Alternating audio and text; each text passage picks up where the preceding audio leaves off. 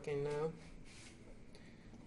So the last topic, carbon dating. So it's really not the point to study that particular topic. This isn't the mathematical. It's not the topic. The topic is exponential models. So that's the big topic. Is that appropriately, if you want to call it appropriately, it's called exponential models.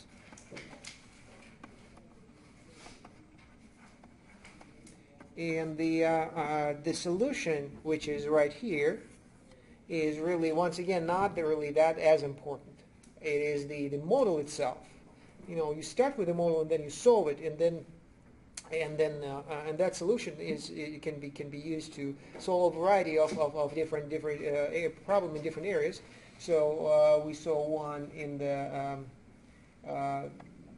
what was it? The population growth. Compounding interest, growth and decay in radioactive dating. Okay, so mathematically it is the same. The setup is the same. The setup is that's where everything starts, and the setup is right here. So this is not specifically limited to compounding interest. All of these are exponential models. So where does it come from? The exponential model, not the word, but rather the idea is the growth is proportional to the amount. The growth of a particular a quantity is proportional to the amount, the current amount. So like this. So growth rate of any quantity is proportional to the current value. So whenever this is the case, then we call it exponential model, and then it has a solution, fortunately. So but the setup is the important. So the important thing is this, and then we're lucky enough to solve it. That's not always the case. Okay, so there are more complex setups that produce entirely different outcomes. So that is one exponential model, and that is solvable. And we try to keep calculus, well, not try to, but end up treating calculus as problems that have solutions. Okay, so you have a setup, a differential equation, okay, and then you solve it because it is solvable. It was solved by somebody else earlier, long time ago. So if it's not solved, it cannot be solved, or has not been solved. It's not going to appear in a calculus course, so that's unfortunate. So it's not. So it makes it less practical, and that's why I try to have those projects in those applications, numerical solutions of problems of this kind to be more prominent. So that's what this was application. Remember the discussion of solar system motion, which is solvable, but you can, if you do it numerically, you can modify things, and you still can model or have a simulation of this motion. And secondly, the Hooke's law, which is also we did a simulation, and once again, there is a different setup. I don't want to. This one is actually quite complex. If you try to solve this differential equation, which is roughly this, it is kind of complex, but it is interesting that this one can be solved as well. The Hooke's law is solvable. And I did it numerically, but just to keep it simple. But really, it can be solved if I just set up this as a differential equation. So the force is the proportional to the value. So, but the force is once again the acceleration. So instead of this model over here that was about population growth, which is about the derivative. Instead, we're talking here about what? Acceleration is what? It's not the derivative, but the double derivative? It's the second derivative. So we have then x double prime. Well, I put x here, but really let's put it y here. Okay, so y double prime is proportional to the negative y. Okay, so you could, I could describe it as the second derivative is proportional to the negative value. Okay, so that's, once again, it's a differential equation. It is the setup which we may or may not be able to solve. This one we can solve it. We actually know everything we need to know to solve it, just as we solve it over here. So y prime is equal to y. After some thinking, we realize that it is about the exponential function. Okay, so where did it come from? From the experience of differentiation. So we remembered eventually that exponential function based e, when you differentiate, get you the same function. Okay, so this is different. So let's say y double prime is equal to negative y. Keeping it simple, what is the solution? The function, the derivative of the second derivative of which is equal to negative of that function. Is that the sine? It is sine and cosine, as a matter of fact. So y is equal to sine x or cosine x, doesn't matter. The point is, so the sine, derivative of sine is cosine, derivative of cosine is negative sine. So okay, so these both of them will work. And what is the significance of this discovery? Look at the picture.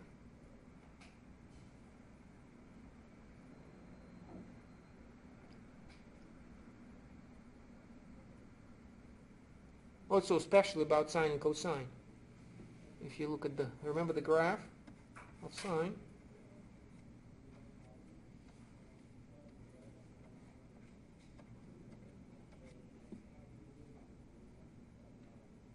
So the quantity that satisfies this property, that second derivative is proportional to the negative of the quantity, turns out to be sine or cosine or some combination of those.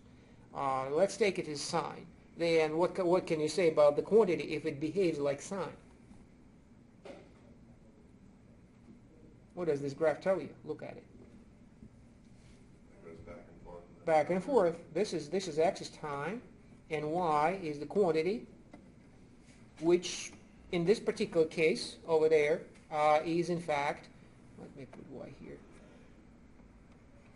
is in fact the distance from the equilibrium. So this what we have discovered, in addition to that numerical stuff we did yesterday, right now we have discovered that indeed behind that numerical stuff, in the oscillation that we saw, there is an oscillating function, such as sine and cosine. Okay, so what we discovered numerically, we now confirmed analytically. So we found a function that indeed is a solution to our differential equation, and it is producing repetitive periodic behavior. Okay, so indeed that's what you expect from an object on a spring. It will oscillate back and forth. Okay. But we were lucky because we solved it because the solution we have had enough experience with differentiation to remember that indeed there are functions with the second derivative of which is the function the same multiplied by negative 1, sine and cosine. Okay, so it comes from experience, but really there is no really easy or any kind of method that you can arrive to that solution. Certainly not in calculus 1, but numerically we can handle this and many other things. In addition to this motion, and so we already have then applications. One, exponential model, meaning the population growth in proportionality. This is the differential equation right here at the top. Okay, here this is the second degree that we have to deal with the second derivative. So that's the verbally stated setup. Another one we saw, this one is actually planetary motion, where the force was really complex because it was pulling towards the center. But there is another gravitational problem that is much simpler. You saw it early on, and that is when we are not moving away. We're not moving away from the Earth. We are on the surface of the Earth like this. Okay. Then what's the result? Then okay. Well, what is the result? So we are here. Okay, so I could make my quantity y to depend on x. Well, let's depend on t, time. What is the, what do we know about this quantity? Once again, not the answer, but what is the physics? What's the dynamics of the, what is the force? There is an object there, mass m. What's the force? Is that on Earth? Is that Yes, a free yes, falling object? yes. Gravity. Yeah, it is. So there's gravity, one force. What is so special about, in comparison to all of these, including the last one, it's constant. It is constant. So the force is constant, which makes things simple. Unlike spring, depending on the force depends on the distance from the equilibrium. For the gravitation on a large scale, the force depends on the distance from the origin. Okay, so that makes things complicated, but this is not. So then I could set up a differential equation anyway, and so what is the y double prime is equal to, say, negative g. Right? That's all there is. So it is the setup, and fortunately this one does not require any memorization of or some kind of experience that requires some recollection of that experience, but rather you can just integrate. This one you can integrate. Y prime is equal to negative g t plus c. Integrate one more time. Y is equal to negative gt squared over 2 plus c t and plus ak. Okay, so that's all it takes. So integration of a constant function first gives you a linear function. Integrate linear function gives you a quadratic function, and you have your solution right there. Okay, so that is straightforward. So calculus does supply us with some methods for solving some of the simplest problem. Otherwise, we either have to really guess or be inventive or do it numerically. And this one is indeed a solution of y, the height above the ground, given by this function where g is naturally the acceleration of free fall, and c and k, if you remember what the meaning of those two.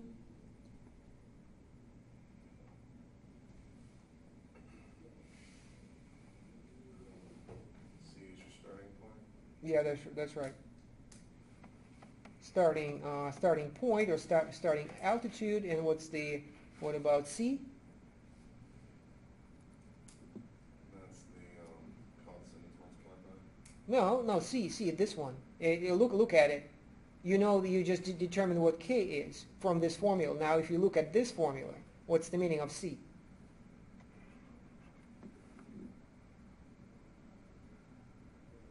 This is position.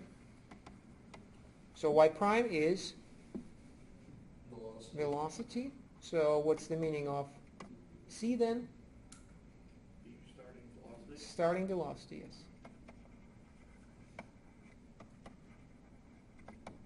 Okay, and this is acceleration. Okay, so these are the three quantities, and we just get one from the other through integration. Why it works out, so even though it is physics, certainly, it works out so easily because the force is constant. Force is constant, acceleration is constant, velocity is linear, position is quadratic.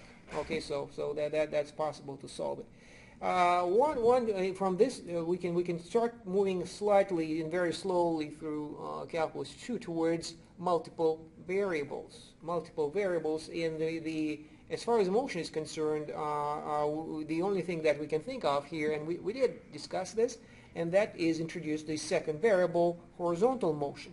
Okay, so this is vertical. Okay, what do we know about horizontal? Once again, don't try to solve it, just what is the force?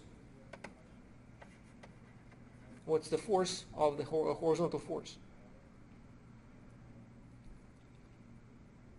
There's a constant negative force on it? It is constant, yes, but what is the value?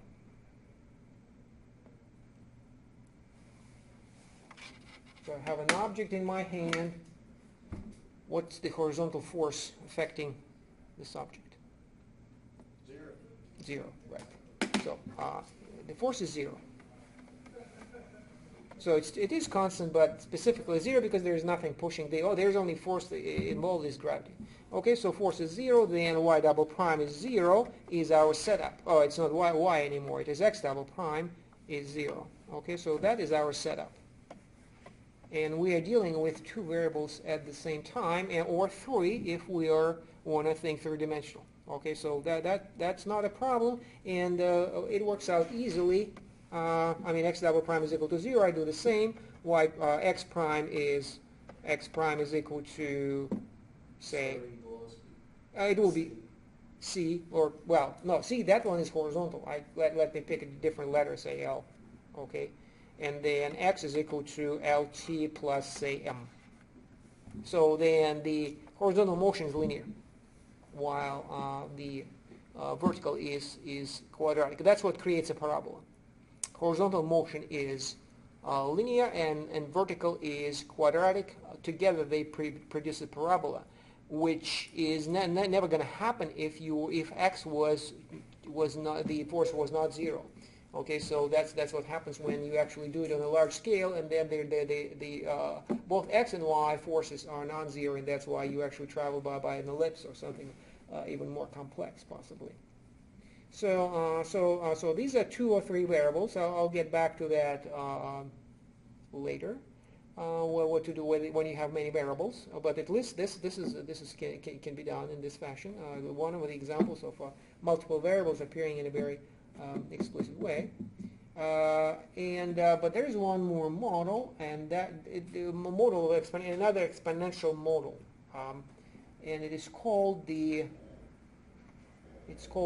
Newton's law of cooling. So Newton, as you can see. So we, so Hooke's law, he was it wasn't Newton's, but he was a contemporary, and I'm sure Newton contributed some to that, if I remember correctly. Gravitational law is Newton. X prime, x double prime, all that business about acceleration and velocity, it's also Newton's idea. So that you find the acceleration from the force. That Newton's law, right? So and then there's one more. So it is Newton's law of cooling.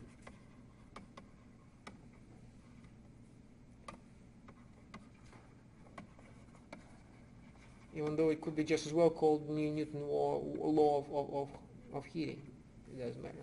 So the point is, once again, you can set it up with a differential equation, and the idea is, well, we can actually figure out what it is. I mean, going after somebody who, when it's been done already, we can figure it out and come up with the idea on our own. So the idea is, you bring a coffee cup into a room. What happens to the temperature of the coffee if you don't drink it? It cools down. So at least we can guess. Suppose this is the room temperature, say T naught, room temperature. What is the, so according to your prediction, this X is time. This is T capital temperature. So what do you think is, what would the graph that you described verbally, what does it look like? There's going to be like almost an asymptote.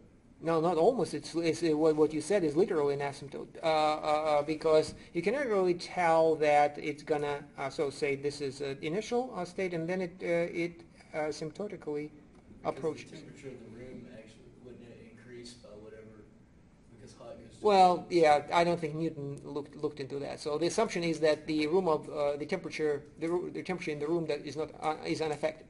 Because if that cup of coffee was like 1,000,000 degrees. Yeah. Well, unless then yes. So because then it is the exchange of heat, which is we're gonna get in a minute. But first of all, what is the meaning of what if the starting point is here? What does this mean? It'll warm up. It'll warm up, right? So you bring your soda into the room, so it will behave in the same way. Okay. So this is heating, while the first one is cooling. Okay, so then you can see that it's really not one, but a bunch of possibilities. Depending on your initial temperature, you have a bunch of these curves. So let me make a different picture, like this. So you have a bunch of curves behaving like this. they all have the same asymptote of that room temperature, T naught. Okay, so I don't want to give you the answer. Let's guess what the law is, or rather the setup. What is the differential equation? So the idea is it is like an exchange of cooling or heating is the exchange of heat with the surrounding area. Okay, so in a way, and what is heat if not moving particles? Okay, so some of the moving particles there were a lot of them in the coffee, and then some of them jump out, and you lose them. And now here's the interesting idea is that how likely is that moving particle in the coffee will jump out? What does it depend on?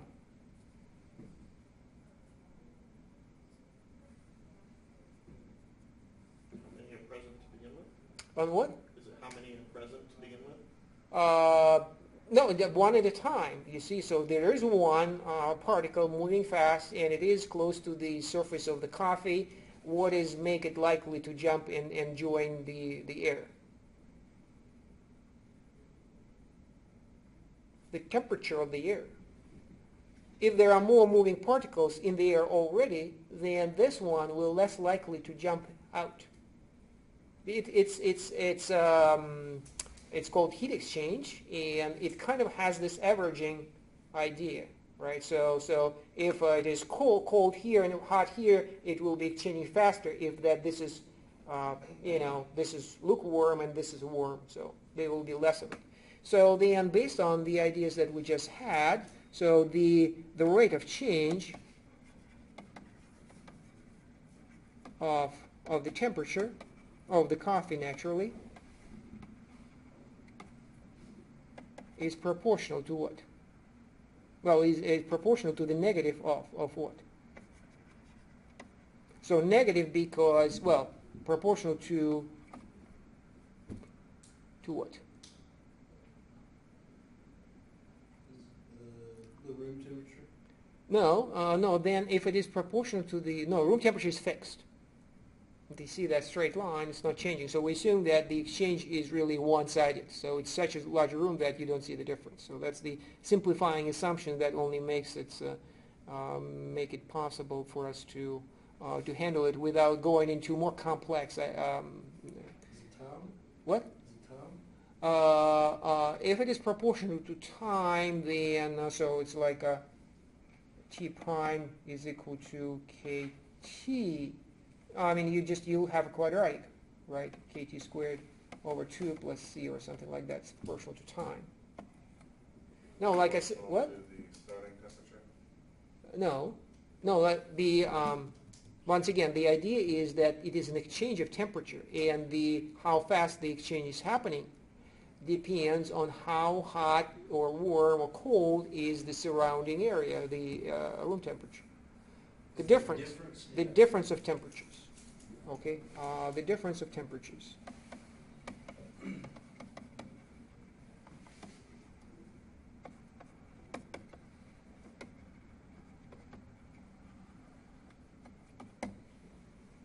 Okay, so in other words, it will be if I try to put it on the graph, then this is what I'm talking about. So if we are right here, this is time over here. So then this will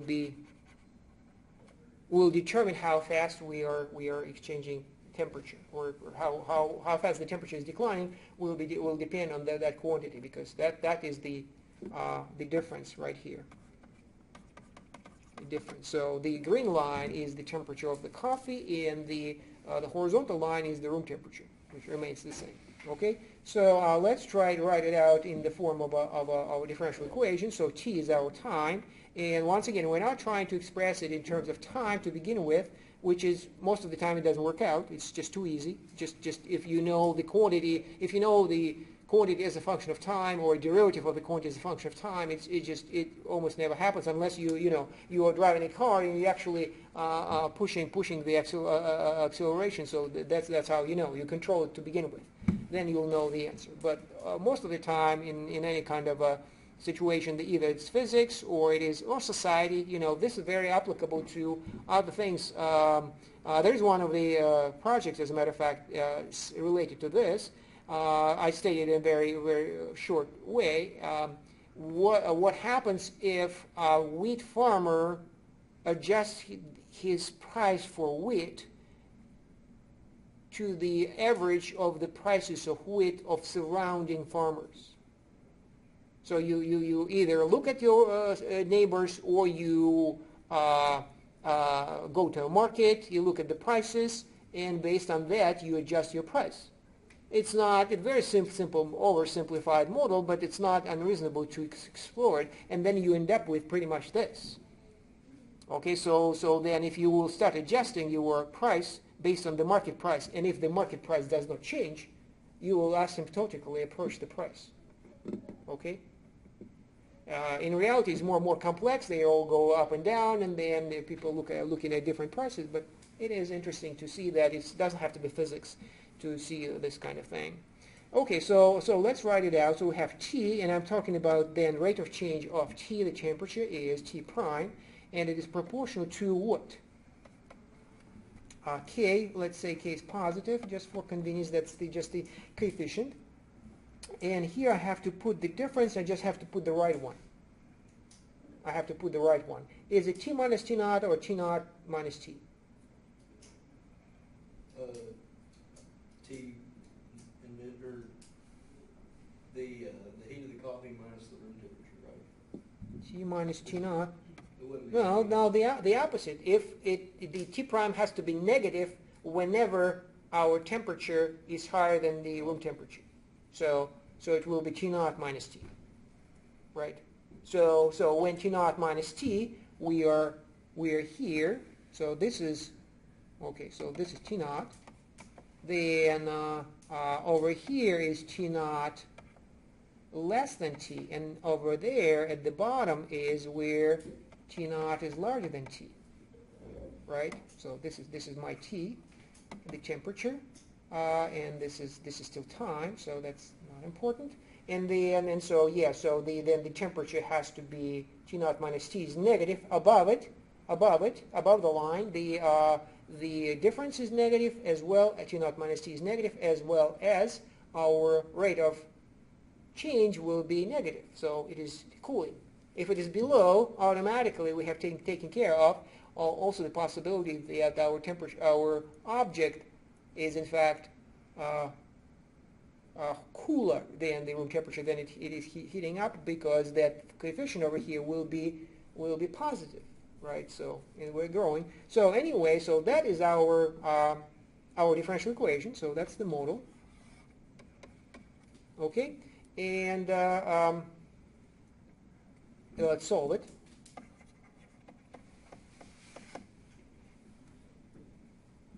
Can you guess? Looking at the picture as well as the equation, any guesses of what it should look like?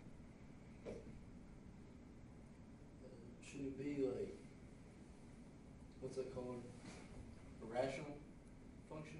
Why rational? Because you've got an asymptote. Well, asymptote, yes, but no.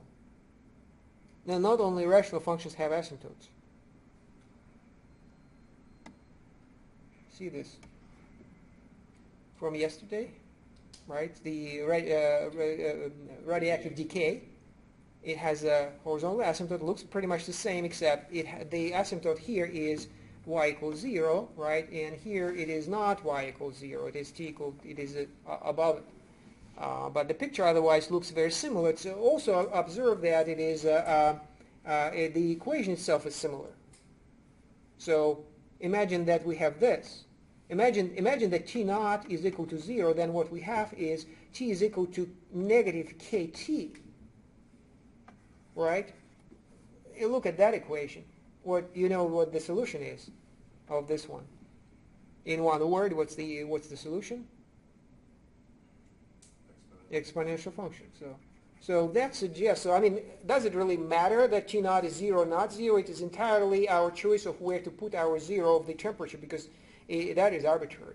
So then if we realize that when t naught is 0, the answer is exponential function, then it probably should still be exponential function.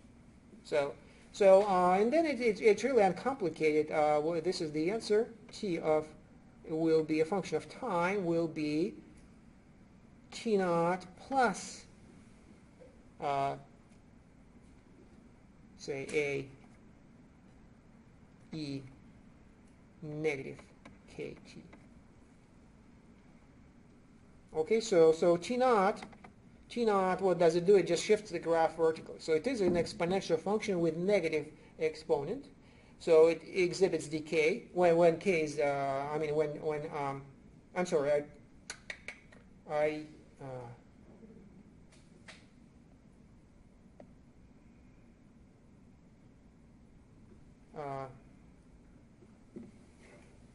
hold on a second. That's not right.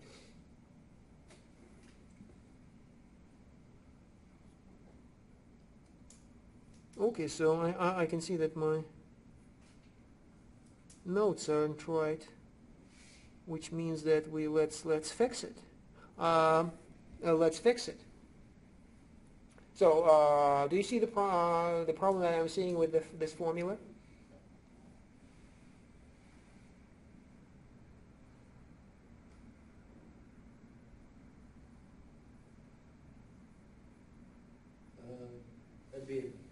That whole thing would end up being a decimal, AE to the negative KT. Yeah. Right, because it's negative K. Yeah. So, does that matter? Well, no, that's what we want. But on the other hand, we do want that. Look at the upper curve, the green curve. That's exactly what we're seeing here. It will be asymptotically approaching it like this.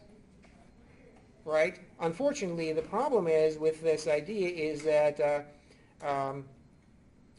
it's not going to have, the other half doesn't work because the way I wrote it, it will be decaying in either case. So it's so it has to be plus or minus. no. Hold on. Is it?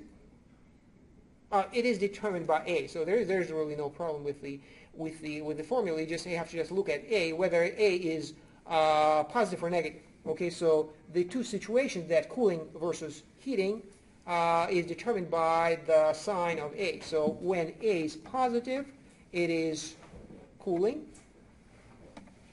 and when A is negative, it is heating. What is A? Well, you tell me.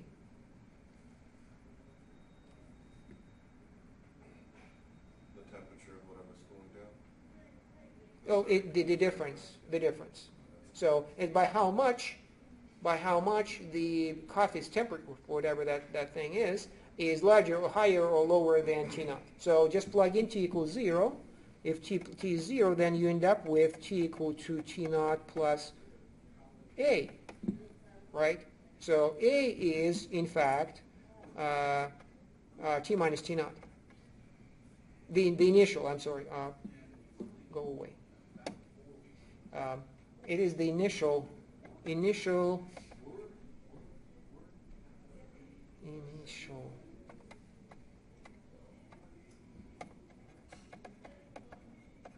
difference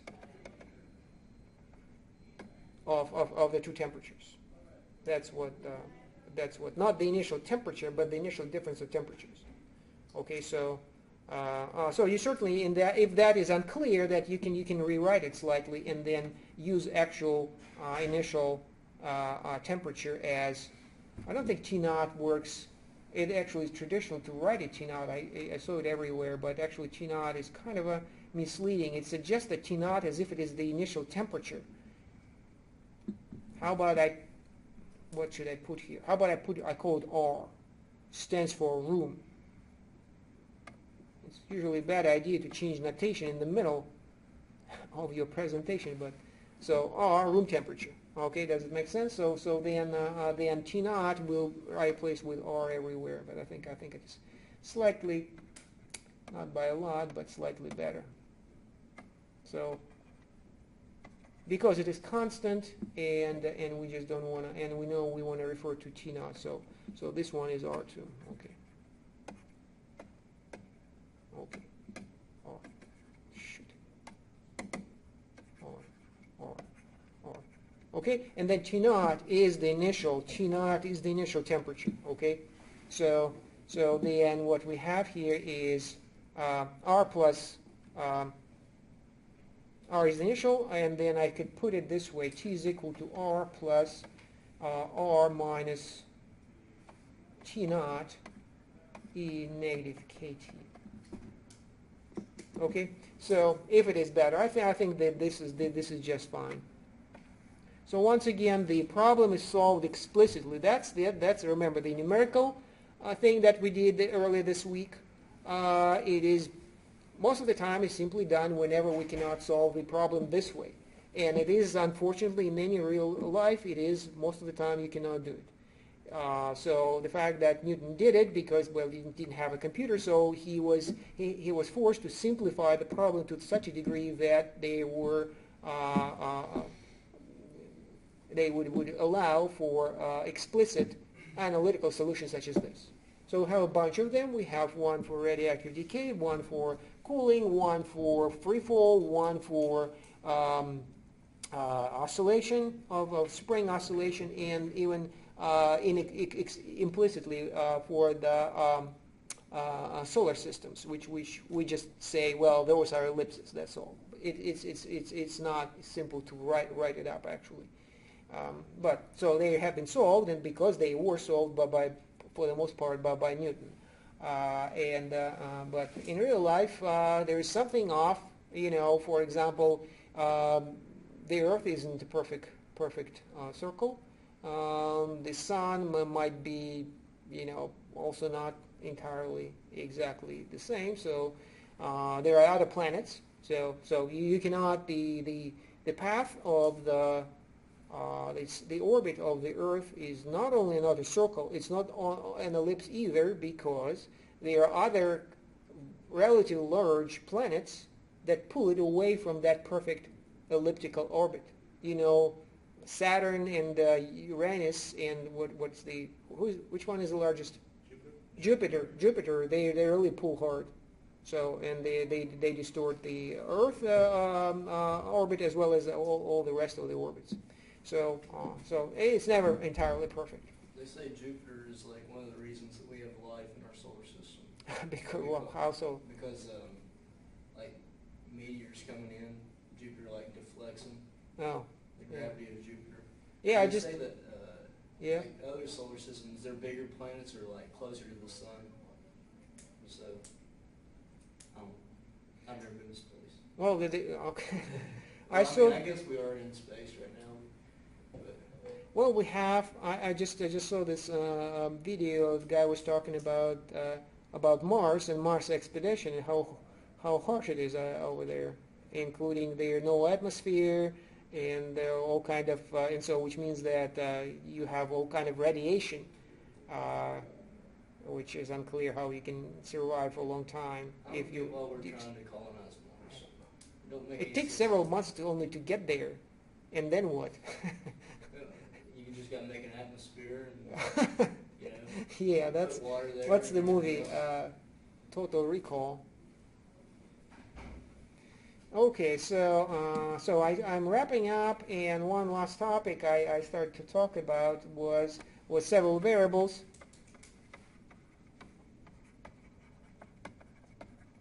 So I already suggested one way it appears is t is time, x, y, and possibly z are the coordinates. Okay, so what it means that instead of having one function, you have three. So x depends on t, y depends on t, z depends on t. Okay, so and then you have a function of a variable, and that's how we describe motion in space. Okay, and then in a totally seemingly different, well, it is different situation is what if we're talking about terrain. So this is motion as a function of time, and what if we were talking about terrain? Terrain meaning a map, you know what map look like. So you have like this coordinates for the location, which is what? Two numbers, x, y, also coordinates. But now the way I want to think about is z is the elevation. Okay, so for each location, x, y over here, what I produce is an elevation. That's how maps work.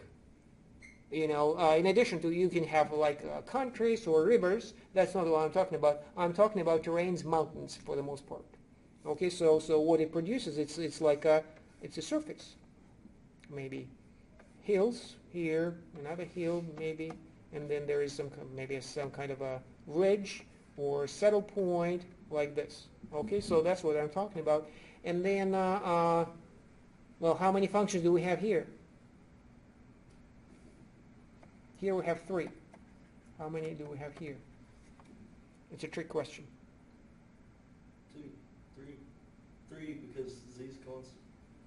Is that No, fine? z is not a constant. It depends. In different locations, it will have different altitudes, right? Yeah. Like this. So, how many functions? Anyone? 3. Leave the building utilizing the nearest exit What else? or fire exit stairway. They'll turn it Do off. not use elevators. Anybody want? Do not Anyone? use Su- elevators. Is it infinite? What? Is it infinite? No. It's like I said, it's a trick question, but Attention. how many? Emergency has been reported in this building. Please cease One. operations. It's one function. It has 2 inputs, x and y, and the z is the output. Stairway. Okay. Do not use All right. So maybe they won't turn off. So we'll just stop here.